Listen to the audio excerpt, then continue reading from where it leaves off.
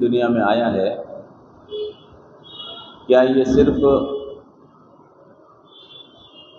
کچھ عبادت کے طریقے ہیں یا اسلام ایک مکمل دین ہے کہ جو زندگی کے ہر شعبے میں ہماری رہنمائی کرتا ہے؟ کچھ لوگوں نے ایسا سمجھ لیا ہے کہ مذہب یا دین صرف عبادت کے کچھ طریقوں کو پورا کرنے کا نام ہے۔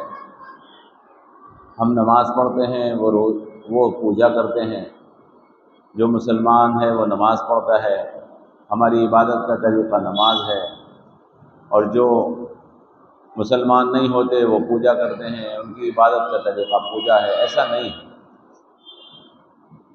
یہ تصور دین کا جن لوگوں نے اپنے ذہن میں بٹھا لیا ہے وہ غلط سمجھا ہے۔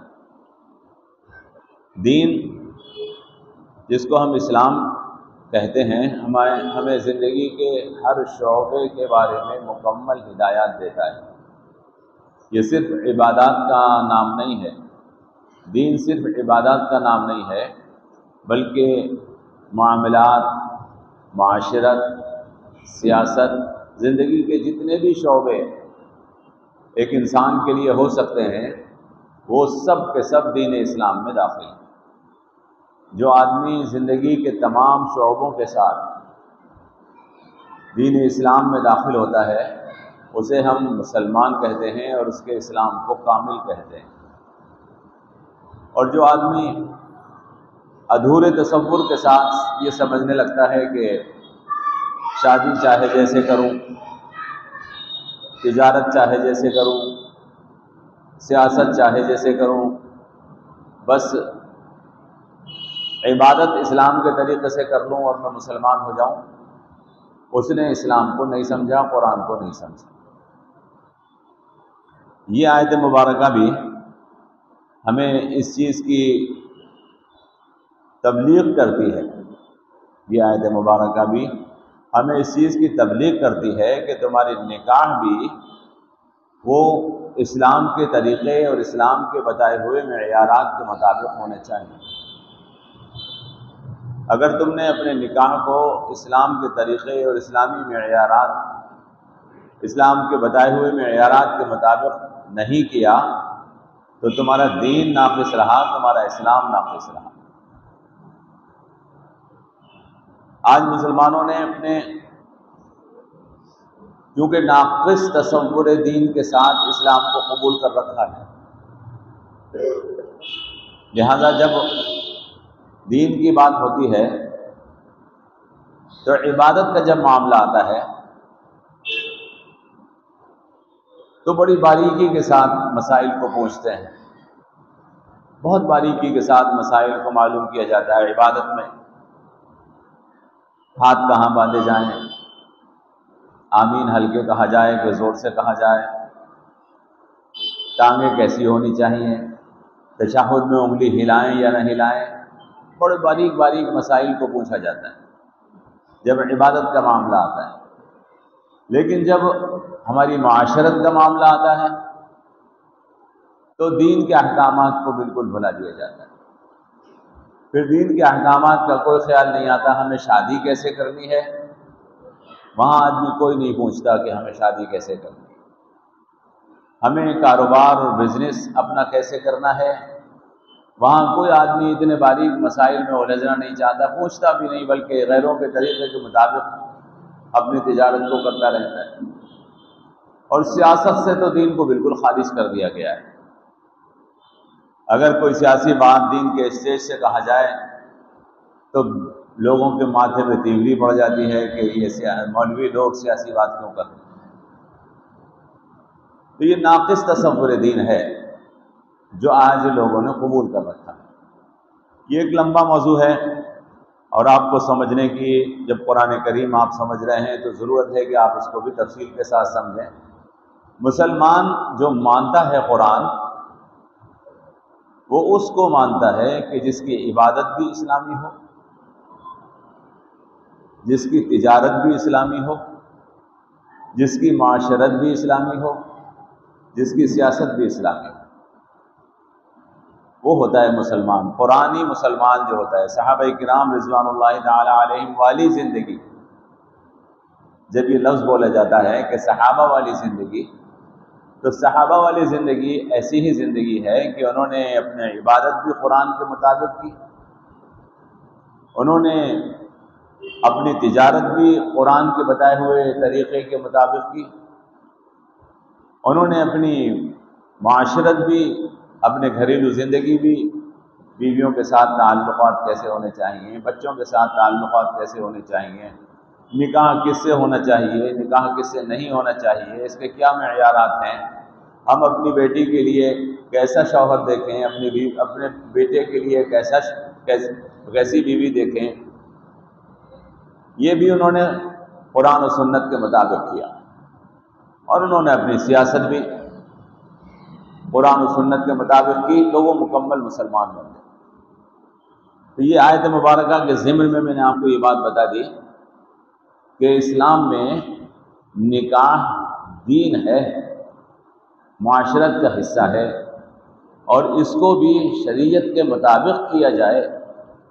جیسے ہم سنت کے مطابق اپنی عبادت کرتے ہیں، ایسے ہی سنت کے مطابق ہم اپنے نکاح اور شادی بیاہ بھی کریں، مسلمان کے لیے یہ لازم ہے۔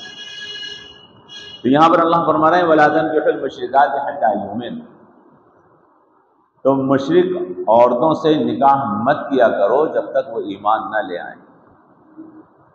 معلوم کیا ہوا؟ معلوم یہ ہوا کہ اگر ہمیں اپنی بیٹی کے لیے دلہن تلاش کرنی ہے، بیوی تلاش کرنی ہے، تو یہ دیکھنا پڑے گا کہ اس آنے والی لڑکی کا عقیدہ کیسا ہے، یہ دیکھنا پڑے گا۔ کہیں ایسا تو نہیں ہے کہ وہ مشرکہ ہو، کہیں ایسا تو نہیں ہے کہ وہ بدعتی ہو، کہیں ایسا تو نہیں ہے کہ دین کے معاملات میں اس کی سوچ غلط ہو۔ لیکن آج دیکھا کیا جاتا ہے؟ آج دیکھا یہ جاتا ہے کہ وہ شکل و صورت کی کیسی ہے، اس کا خاندان کیسا ہے، اس کے رشتہ دار کیسے ہیں، غریب ہے کہ مالدار ہے، یہ نہیں دیکھا جاتا کہ اس کا دین کیسا ہے، یہ نہیں دیکھا جاتا۔ معیارات جو ہیں وہ اتنے تبدیل کر دیے ہم نے کہ ہم اپنی بیٹی کی نکاح کے تعلق سے یہ نہیں دیکھتے کہ جس سے ہم نکاح کر رہے ہیں اس بیٹے کی یا بیٹی کی کہ آنے والے کا عقیدہ کیسا ہے، یہ نہیں دیکھتے۔ حضور اکرم صلی اللہ تعالیٰ علیہ وسلم نے حدیث پاک میں صحیح حدیث ہے ارشاد فرمایا کہ تنکح المرأة لأربع، صحیح حدیث ہے بخاری اور مسلم میں، کہ عورت سے نکاح 4 وجوہ سے کیا جاتا ہے۔ تنکح المرأة لأربع، عورت سے نکاح 4 وجہ سے کیا جاتا ہے۔ لمالها ولجمالها ولنسبها، اس لیے نکاح کیا جاتا ہے کہ وہ مالدار ہے، اس لیے نکاح کیا جاتا ہے کہ وہ خوبصورت ہے، اس لیے نکاح کیا جاتا ہے کہ وہ اونچے خاندان کی ہے، اور ولدینها، یا پھر اس لیے نکاح کیا جاتا ہے کہ وہ دیندار کیسی ہے۔ پھر حضور نے ارشاد فرمایا کہ تیری ناک خاک آلود ہو، تو کسی سے نکاح کرے تو صرف یہ دیکھنا کہ اس کا دین کیسا ہے۔ تو اللہ یہاں پر کیا فرما رہے ہیں؟ وَلَا تَنكِحُوا الْمُشْرِكَاتِ حَتَّىٰ يُؤْمِنَ، مشرکہ سے نکاح مت کرنا جب تک وہ ایمان نہ لے آئے۔ لوگوں نے اس حکم سے بے پرواہی برتی ہے، عام لوگوں نے جو بے پرواہی برتی ہے اس کا نقصان ہم لوگ اپنے گھروں میں دیکھ رہے ہیں۔ گھروں میں ہم بے دین عورتیں لے آتے ہیں، اس کا نتیجہ ہمارے سامنے آتا ہے کہ ہمارے گھر میں بے دینی داخل ہو جاتی ہے، بد عقیدہ عورتیں لے آتے ہیں، لہذا اس کا نتیجہ ظاہر ہوتا ہے کہ ہمارے گھروں میں بدعات اور خرافات داخل ہو جاتی ہیں۔ مائیں اپنے بچوں کو وہی سکھاتی ہیں کہ جو وہ جانتی ہیں، لہذا ہمارے گھر کے ماحول کو وہ دین سے ہٹانے میں ایک ذریعہ بن جاتا ہے۔ تو اس آیت مبارکہ میں جو اللہ فرما رہے ہیں وَلَا تَنكِحُوا الْمُشْرِكَاتِ حَتَّىٰ يُؤْمِنَ، مشرکہ عورتوں سے، اور مشرکہ میں سب آ گیا جس کا عقیدہ اسلامی صحیح عقیدہ نہیں ہے، جس کا عقیدہ اسلامی صحیح عقیدہ نہیں ہے، جب تک وہ ایمان نہ لے آئیں ان سے نکاح مت کرنا، کیونکہ اگر وہ تمہارے گھر میں آ جائیں گے تو تمہارے بچوں ہونے والی نسلوں کا عقیدہ خراب کر دیں گے۔ وَلَأَمَةٌ مُؤْمِنَةٌ خَيْرٌ مِّن مُشْرِكَةٍ وَلَوْ أَعْجَبَتْكُمْ، اللہ نے فرمایا اور مومنہ باندھی، دیکھیے آزاد اور غیر آزاد دو لوگ ہوتے ہیں۔ اب تو ختم ہو گیا، اسلام کی برکت ہے کہ غلامی دنیا سے ختم ہو گئی ہے، لیکن جب قرآن کریم نازل ہو رہا تھا اس وقت انسان کچھ غلام ہوتے تھے اور کچھ انسان جو ہے وہ آزاد ہوتے تھے۔ تو اللہ فرما رہے ہیں کہ غلام جو ہے اگر ایمان والی ہو وہ بہتر ہوتی ہے مشرکہ سے، اگر سے وہ تمہیں کتنی اچھی لگتی ہے۔ قرآن کریم جب نازل ہو رہا ہے تو جو معاملات پیش آئے معاشرے کو، میں نے آپ سے عرض کیا کہ پیچھے آیت مبارکہ میں اور آگے بھی سورہ نساء میں وہ مسئلہ تفصیل کے ساتھ آ رہا ہے کہ جنگیں ہوتی تھیں، جہاد جاری تھا، جنگیں ہو رہی تھیں، بہت سے مرد جنگ میں شہید ہو رہے تھے، ان کی عورتیں اور ان کے بچے رہ جاتے تھے۔ اب وہ عورتیں اور بچے مسلمانوں میں آ جاتے تھے قیدی بن کر۔ ان میں سے کچھ عورتیں ایسی ہوتی تھیں کہ جو اسلام قبول کر لیتی تھیں، اور کچھ عورتیں ایسی ہوتی تھیں جو اسلام قبول نہیں کرتی تھیں۔ عموماً عام لوگوں کی جو عورتیں ہوتی تھیں، عام لوگ وہ اسلام قبول کر لیا کرتے تھے، اور جو بڑے بڑے لوگ تھے، جو مالدار تھے، صاحب حیثیت تھے، بڑے خاندانوں کی عورتیں تھیں، وہ عموماً وہ اسلام قبول نہیں کرتی۔ تو اسلام نے اس بات کی اجازت دی ہے سورہ نساء کی آیت میں کہ اگر تم یتیموں کی پرورش کرنا چاہتے ہو، ان بچوں کی کہ جو جن کے باپ مر گئے ہیں ان کی پرورش کرنا چاہتے ہو، تو یہ بہت ثواب کا کام ہے۔ اور اگر تم یتیموں کی پرورش کے لیے ان کی ماؤں سے بھی نکاح کر لو تو اس کی اجازت ہے۔ اللہ نے قرآن کریم میں اس چیز کو بیان فرمایا کہ فَإِنْ خِفْتُمْ أَلَّا تَعْدِلُوا فَوَاحِدَةً، اللہ نے فرمایا کہ یتیموں، وہ آیت مبارکہ سورہ نساء میں ہے کہ اگر تم یتیموں کی پرورش کرنا چاہتے ہو تو یتیموں کی پرورش کرنے کے لیے اگر ان کی ماؤں سے تم نکاح کرو تو دوسرا، تیسرا یا چوتھا نکاح بھی کر سکتے ہو۔ اور اگر تمہیں اس بات کا اندیشہ ہو کہ تم یتیموں کے ساتھ اور بیویوں کے ساتھ انصاف نہ کر سکو گے تو ایک ہی نکاح کیا کرو۔ تو اجازت دی ہے شریعت نے اس بات کی، لیکن یہاں پر یہ بات بیان کر دی گئی ہے کہ وہ عورت جس سے نکاح کی جا رہی ہے، وہ دوسری بیوی، وہ تیسری بیوی یا وہ چوتھی بیوی جس کے بچوں کی پرورش تم کرنا چاہتے ہو، وہ مومنہ ہونی چاہیے۔ اگر اجازت دے دی گئی ہے دوسری عورت کی، تیسری اور چوتھی کی، تو اس کا مطلب یہ نہیں ہے کہ وہ کافرہ ہو یا مشرکہ ہو۔ تو اللہ نے فرمایا کہ وَلَأَمَةٌ مُؤْمِنَةٌ خَيْرٌ مِّن مُشْرِكَةٍ وَلَوْ أَعْجَبَتْكُمْ، ایمان والی باندھی بھی اگر ہے تو وہ تمہارے لیے بہتر ہے اس مشرکہ سے جو تمہیں بہت اچھی لگ رہی ہے۔ اسی طریقے کے ساتھ مشرک مردوں سے بھی نکاح مت کیا کرو جب تک وہ ایمان نہ لے آئیں۔ وَلَا تُنكِحُوا الْمُشْرِكِينَ حَتَّىٰ يُؤْمِنُوا، مشرک مردوں سے بھی نکاح مت کیا کرو جب تک وہ ایمان نہ لے آئیں۔ وَلَعَبْدٌ مُؤْمِنٌ خَيْرٌ مِّن مُشْرِكٍ وَلَوْ أَعْجَبَكُمْ، اور غلام اگر ہے ایمان والا وہ بہتر ہے اس مشرک سے جو تمہیں اچھا لگ رہا ہے، اور آزاد مشرک سے بہتر ہے وہ غلام جو ایمان والا ہے۔ تو ہمارے ہاں معیار اسلام میں نکاح کا نہ دولت ہے، نہ حسن و جمال ہے، نہ خاندان ہے۔ اسلام میں معیار نکاح کا جو رکھا گیا ہے مرد کے لیے بھی اور عورت کے لیے بھی وہ ایمان، اس لیے کہ نسل کی شکل بگڑ جائے، ہمارا بچہ ہم کم صورت عورت لے آئیں اور زیادہ خوبصورت پیدا نہ ہو، گھر کے اندر مال کم آ جائے،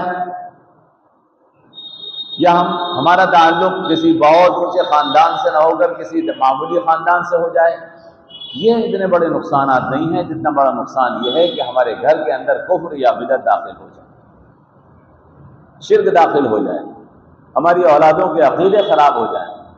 اسلام شکل کے تعلق سے بھی، اسلام مال کے تعلق سے بھی، اور اسلام خاندان کے تعلق سے بھی جو تعلیمات ہمیں دیتا ہے وہ کیا ہیں؟ مال کے تعلق سے اسلامی تعلیمات یہی ہیں کہ مال اللہ کی عطا ہے، جس حال میں بھی اللہ نے آپ کو رکھا ہے آپ کے لیے وہی بہتر ہے۔ اگر آپ کی قسمت میں اللہ نے کوئی مال لکھ دیا ہے تو کوئی دنیا کی طاقت اس کو آپ سے چھین نہیں سکتی ہے۔ صورت کے تعلق سے بھی اسلام کا جو عقیدہ ہے وہ کیا ہے؟ ہمیں جب ہم آئینے کے اندر اپنا چہرہ دیکھتے ہیں تو کیا دعا پڑھتے ہیں؟ اے اللہ، تو نے مجھے اچھی شکل بنایا ہے تو مجھے اچھا اخلاق والا بھی بنا۔ یہ دعا تو پڑھتے ہیں، اللہم احسنت خلقی فاحسن خلقی۔ اے اللہ، تو نے مجھے اچھی شکل والا بنایا ہے تو مجھے اچھے اخلاق والا بھی بنا دے۔ معلوم کیا ہوا؟ کسی انسان کی شکل بری نہیں ہوتی۔ ہر آدمی یہ دعا پڑھتا ہے، ہر آدمی کا چہرہ حسین ہوتا ہے، ہر آدمی خوبصورت ہوتا ہے۔ اللہ تبارک و تعالی نے انسان کو بہترین شکل پر پیدا کیا ہے، احسن تقویم ہے۔ کسی آدمی کے بارے میں یہ سمجھنا کہ وہ بدصورت ہے، بد شکل ہے، یہ صحیح تصور اسلام کا نہیں ہے۔ اسلام یہ کہتا ہے کہ ہر آدمی بہترین شکل پر ہے، بہترین صورت پر ہے۔ اللہ تبارک و تعالی نے کسی کو بد شکل پیدا نہیں کیا ہے۔ اور خاندان اور نسب کے تعلق سے بھی آپ جانتے ہیں کہ خاندان اور نسب میں بھی قرآن کریم کا عقیدہ بالکل واضح ہے کہ کوئی شریف نہیں ہے، کوئی عزت دار نہیں ہے، سب کے سب آدم اور حوا کی اولاد ہیں۔ تم میں بہترین اور شرافت والا وہ ہے کہ جو اللہ سے زیادہ ڈرتا ہے۔ ان اکرمکم عند اللہ اتقاکم۔ تو تینوں معیارات ہمیں معلوم ہیں۔ اسلام مال کو بھی معیار نہیں مانتا، یہ اللہ کے مقدر سے ملتا ہے، اللہ کے دیے ہوئی تقدیر سے ملتا ہے۔ اسلام شکل کی اونچ نیچ کو بھی نہیں مانتا کہ کوئی بدصورت بد شکل ہوتا ہے، سب کی شکل اللہ نے بنائی ہے اور اچھی بنائی ہے۔ اور اسلام خاندان کے اونچ نیچ کو بھی نہیں مانتا، بلکہ سب کو آدم اور حوا کی اولاد مانتا ہے۔ ہاں، جو تقوی والا ہے اس کو بہتر مانتا ہے۔ تو اب معلوم کیا ہوا کہ اسلام کا معیار شادی کرنے میں اور نکاح کرنے میں صرف تقوی ہے، صرف ایمان ہے، صرف عقیدہ ہے۔ تو اللہ نے یہاں فرمایا وَالْعَبْدُ مُؤْمِنٌ خَيْرٌ مِّن مُشْرِكٍ وَلَوْ أَعْجَبَكُمْ۔ کیوں؟ أُولَٰئِكَ يَدْعُونَ إِلَى النَّارِ، اس لیے کہ مشرک یا مشرکہ یہ لوگ کون ہیں؟ یہ وہ لوگ ہیں کہ جو جہنم کی طرف لوگوں کو بلاتے ہیں۔ اگر گھر میں کوئی مشرک آ جائے تو وہ شرک کو ہمارے گھر میں داخل کر دے گی، اور شرک کا نتیجہ جہنم۔ اللہ تبارک و تعالیٰ سارے گناہوں کو معاف فرما دیتا ہے لیکن شرک کو معاف نہیں فرماتا۔ اللہ نے قرآن میں فرمایا کہ ان اللہ لا یغفر ان یشرک بہ ویغفر ما دون ذلک لمن یشاء۔ اللہ تعالیٰ ہر گناہ کو معاف فرما دے گا جس کو چاہے گا، لیکن شرک کو معاف نہیں فرمائے گا۔ اور اگر کسی مشرکہ عورت نے تمہارے گھر میں داخل ہو کر تمہاری نسلوں کو مشرک بنا دیا تو اس کا مطلب یہ ہے کہ وہ جہنم کا مستحق بنانے کے لیے تمہارے گھر میں آئی، اس نے تمہارے گھر والوں کو، تمہاری نسلوں کو، خاندان کو جہنمی بنا دیا۔ تو اللہ فرما رہا ہے اولئک یدعون الی النار، یہ وہ لوگ ہیں کہ جو جہنم کی آگ کی طرف تمہیں بلاتے ہیں۔ واللہ یدعو الی الجنۃ والمغفرۃ باذنہ، اور اللہ تبارک و تعالی جنت کی طرف اور گناہوں کی معافی کی طرف اپنے حکم سے تمہیں بلاتا ہے۔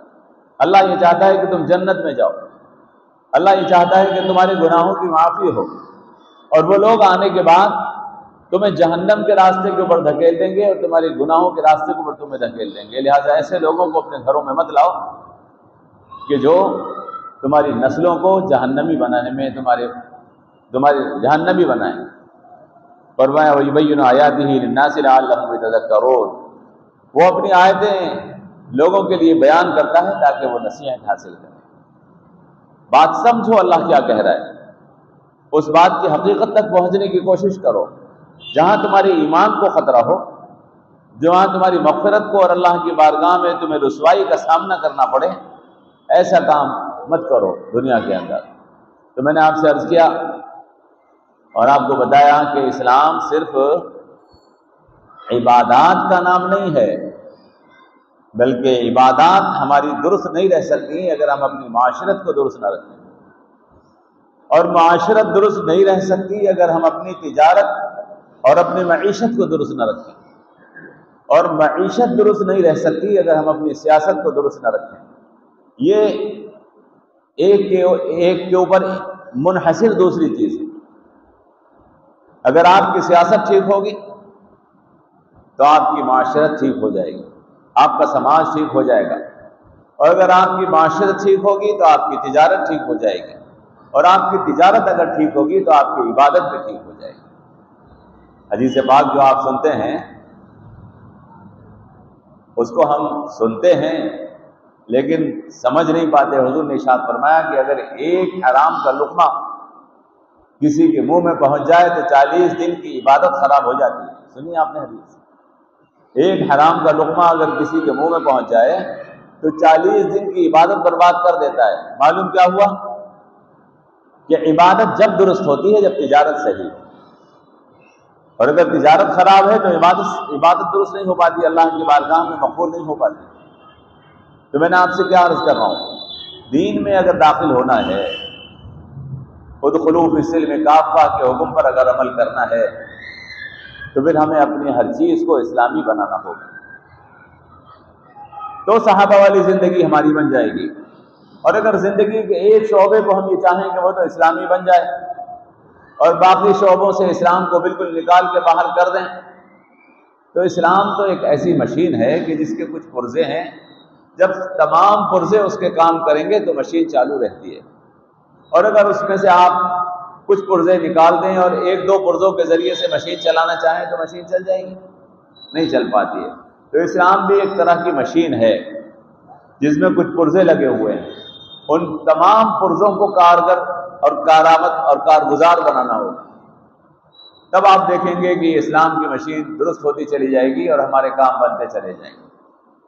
آج ہماری عبادات کے اندر بھی وہ جان نہیں رہ گئی کہ جو ہونی چاہیے، ہماری عبادات بھی اتنی مؤثر نہیں رہ گئی جو ہونی چاہیے تھی۔ اس کی وجہ یہ ہے کہ ہماری تجارت ٹھیک ٹھاک نہیں ہے، اور ہماری تجارت ٹھیک ٹھاک کیوں نہیں ہے؟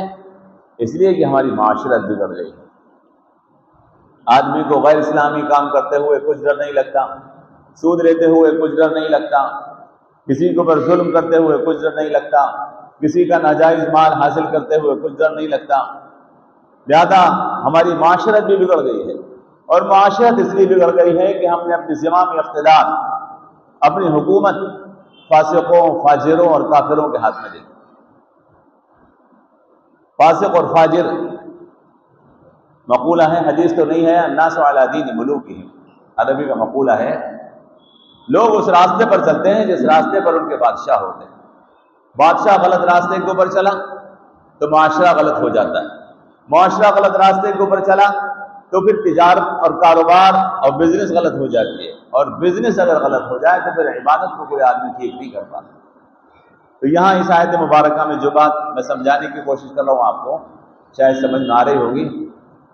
آج اسلامی ملک جو اپنے آپ کو کہتے ہیں، جن کے انہوں نے تمغہ لگا رکھا ہے کہ ہم اسلامی ملک ہیں، وہاں پر بھی سودی نظام ہے،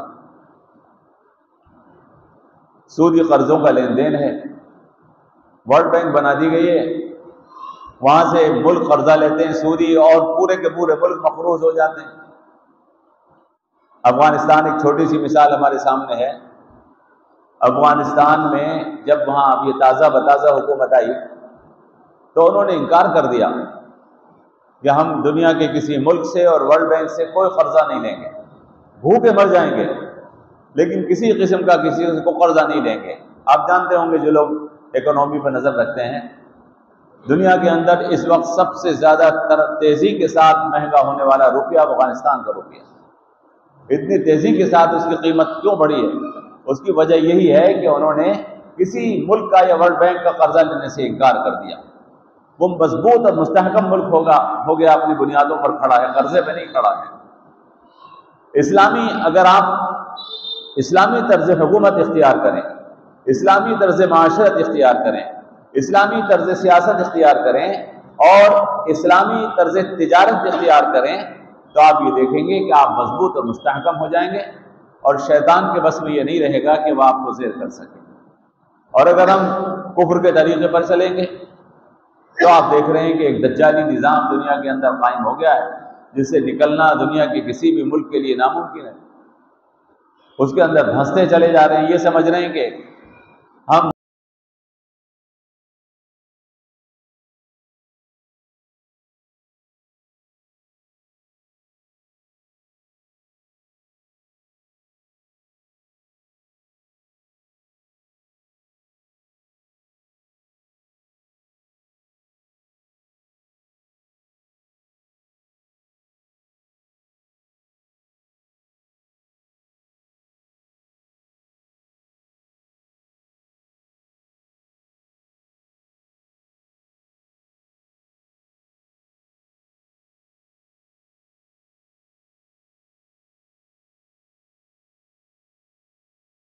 ہمارا قرضہ دو، اور قرضہ دینے کے لیے پیسے نہیں ہیں، لہذا سانس روکے ہوئے بیٹھے رہتے ہیں، بول نہیں سکتے اس کے خلاف۔ دنیا کے اندر آپ نے سیاست دوسروں کے ہاتھ میں دے دی، آپ نے معیشت دوسروں کے ہاتھ میں دے دی، آپ کی معاشرت بھی دوسروں کی بن گئی۔ آج ہمیں کوئی شرم نہیں آتی، آج ہمیں اس بات کے اوپر کوئی شرم نہیں آتی کہ ہمارا نوجوان بچہ مسجد کے اندر آدھی آستینوں کے ساتھ اور ادھورے کرتے کے ساتھ مسجد کی صف میں آن کے کھڑا ہو جاتا ہے اور وہ یہ سمجھتا ہے کہ نماز پڑھ رہا ہوں، حالانکہ اس کا پورا لباس غیر اسلامی لباس کے اندر عبادت ادا کرتا ہے۔ چونکہ معاشرت بگڑ گئی، سماج کے اندر وہ کپڑے پہنے جاتے ہیں، ہم نے کپڑوں کو یہ سمجھ لیا کہ اس کا اسلام سے کوئی تعلق نہیں، لہذا وہ آن کر کھڑا ہو جاتا ہے، اس کی آستینیں نامکمل ہوتی ہیں۔ میں نے خود دیکھا ہے نماز کے اندر ایسے لوگوں کو کہ جو نماز پڑھ رہے ہوتے ہیں ان کے آدھا سطر پیچھے سے کھلا ہوا ہوتا ہے اور وہ نماز پڑھ رہے ہوتے ہیں۔ ہم کہہ بھی تو نہیں سکتے ان سے کہ بھائی آپ ننگے ہو، ایسی حالت میں نماز نہیں ہوتی، اس لیے کہیں گے تو وہ برا مان جائیں گے کہ تم ہمیں دیکھ کیوں رہے تھے۔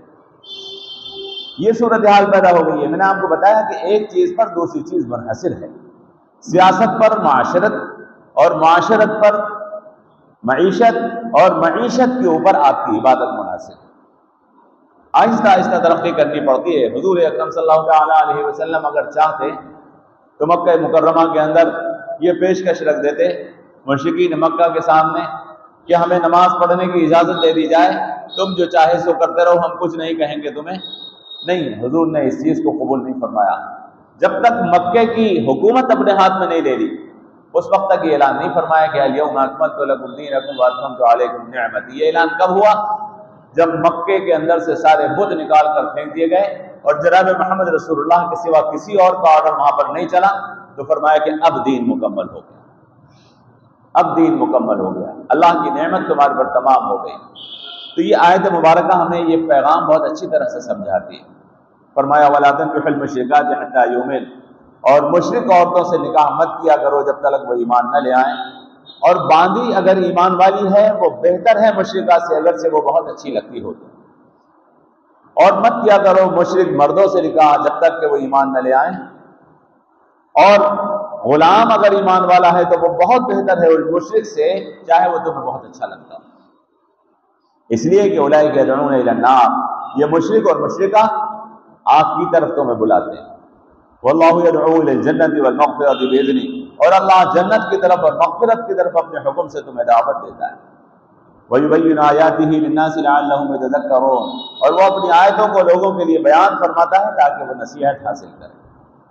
یہاں پر ایک چیز تھوڑی سی ہو سکتا ہے کسی کے ذہن میں پیدا ہو رہی ہو اور وہ بعد میں سوال کرے کہ حالانکہ آگے دوسری صورت میں وہ آیتیں آئیں گی تو وہاں میں تفصیل کے ساتھ اس کو بتا دوں گا کہ اللہ تبارک و تعالیٰ نے اس بات کی اجازت دے رکھی ہے کہ یہودیہ اور مشرکہ عورت سے نکاح کیا جا سکتا ہے۔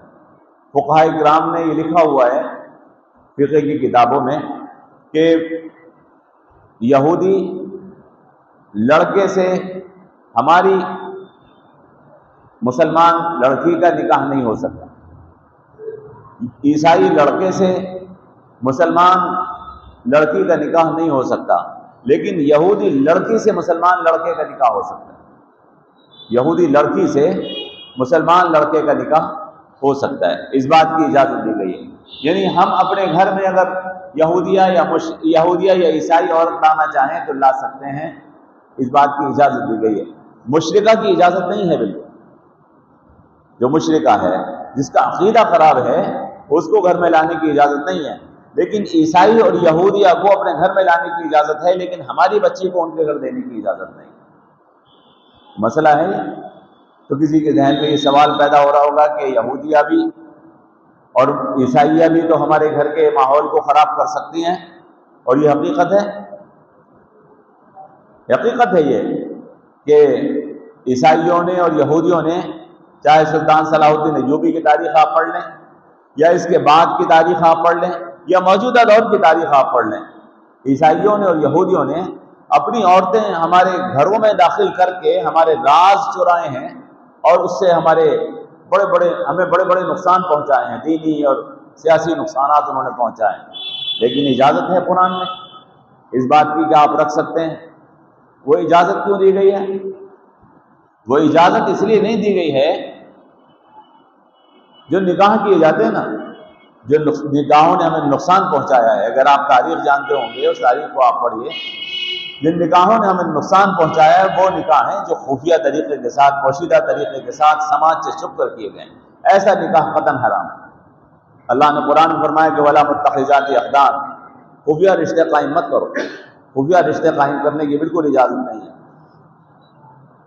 میں نے آپ کو بتایا کہ جو قیدی ہمارے پاس عیسائی یا یہودی آئیں، وہ جو حکم ہے وہاں پر تفصیل کے ساتھ آپ کو بتاؤں گا۔ جو قیدی ہمارے پاس یہودی یا عیسائی آئیں اور ان قیدیوں کو اس کے اندر مشرک یا اس کے اندر یہودی یا عیسائی عورتیں ہوں، مشرکہ نہیں، یہودی یا عیسائی عورتیں ہوں، تو ان سے نکاح کیا جا سکتا ہے۔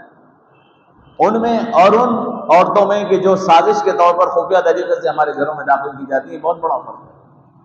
یہ جو نکاح کیے جا رہے ہیں آج کل، آپ کے ہندوستان کے اندر بھی ہمارے کئی لیڈر ایسے ہیں جو اپنے آپ کو نام مسلمان رکھے ہوئے ہیں، اور ان کے گھروں میں ہندو عورتیں ہیں، ان کا بظاہر نام، یہ مسلمان نہیں ہیں۔ ہندو اور مشرک سے نکاح کرنے والا کوئی مرد، ہندو عورت کو گھر میں لانے والا مرد مسلمان نہیں ہو سکتا۔ ہم ایک بالکل الگ عقیدے کے ماننے والے لوگ ہیں، وہ بالکل ایک الگ عقیدے کے ماننے والے لوگ ہیں، ہمارا مقصد دوسرا ہے، ان کا مقصد دوسرا ہے۔ وہ ہمارے گھر میں آ کر ہمارے مقصد میں رکاوٹ بن سکتے ہیں، لہذا ان کو گھر میں لانے کی اجازت نہیں ہے۔ زیادہ تر آپ جانتے ہوں گے کہ اس طرح کے نکاح جو کر رہے ہیں وہ سیاسی لوگ کر رہے ہیں۔ زیادہ تر نکاح مذہبی لوگ نہیں کرتے یا عام لوگ نہیں کرتے، بلکہ زیادہ تر اس طرح کے نکاح سیاسی لوگ کرتے ہیں، اور ان کے فاسد مقاصد ہوتے ہیں۔ ان فاسد مقاصد کے تحت وہ نکاح کیا جاتا ہے۔ اسلام نے جو اجازت دی ہے وہ صرف اس لیے اجازت دی تھی تاکہ وہ عورتیں جو جنگوں میں قیدی بن کر آئی ہیں، یہودیہ یا عیسائی، ان کو آوارہ پھرنے کے بجائے کہ وہ معاشرے کے اندر کہیں زناکاری عام نہ کر دیں، آوارہ چھوڑنے کے بجائے انہیں مسلمان گھر کے اندر رکھ کر ان کی تربیت کی جائے، اور تاکہ وہ اسلامی تربیت، اسلامی ماحول میں رہ کر اور اسلام کے نزدیک ہو جائیں، چونکہ وہ اسلام کے کافی نزدیک ہوتے ہیں۔ مشرک تو جانتے نہیں کہ اللہ کیا چیز ہے، اللہ کی ذات کیا ہے۔ کافر تو جانتے ہیں، کافر تو نہیں جانتے، یہودی تو جانتے ہیں۔ مشرک تو جانتے نہیں کہ رسالت کس چیز کو کہتے ہیں، رسول کون ہوتے ہیں، یہودی تو جانتے ہیں، عیسائی تو جانتے ہیں۔ آخرت، مشرک تو جانتے نہیں کہ آخرت کا کیا مطلب ہے، آخرت کا عقیدہ کیا ہے، یہودی اور عیسائی تو جانتے ہیں۔ ہمیں صرف ان کو ایک بات سمجھانی ہے، توحید بھی وہ جانتے ہیں یہودی اور عیسائی، رسالت کو بھی وہ جانتے ہیں اپنے مذہب میں، اور آخرت کو بھی وہ جانتے ہیں۔ ہمیں اسلامی عقیدے میں صرف ایک بات انہیں سمجھانی ہے کہ جناب رسول اکرم اللہ کے رسول ہیں۔ اگر وہ لا الہ الا اللہ تو وہ پڑھتے ہیں، لیکن محمد الرسول اللہ اگر وہ پڑھ لیں تو ہمارے گھروں میں آسانی کے ساتھ آ سکتے ہیں۔ صرف ایک بات چونکہ انہیں سمجھانی ہے، لہٰذا اجازت دے دی گئی ہے کہ انہیں لا کر ان کی اسلامی تربیت کی جائے گھروں میں، تاکہ وہ اسلام قبول کر لیں۔ اور یہ مشرکہ، یہ تو نہایت ہی عقیدے سے دور لوگ ہوتے ہیں، یہ کچھ نہیں جانتے، لہذا اتنے گندے اور ناپاک لوگوں کو گھروں میں لا کر ہم اپنے گھر کے ماحول کو خراب اور گندہ نہیں کر سکتے۔ کچھ سوال ہو تو کوئی کر لیجیے۔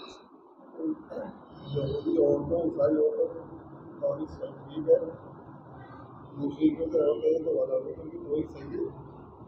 دیکھیے، میں نے آپ کو بتایا انشاءاللہ اس کا میں جب وہ آیت پاک آئے گی تو تفصیل کے ساتھ سمجھاؤں گا۔ یہودی اور عیسائی بھی اب دو طرح کے ہو گئے ہیں۔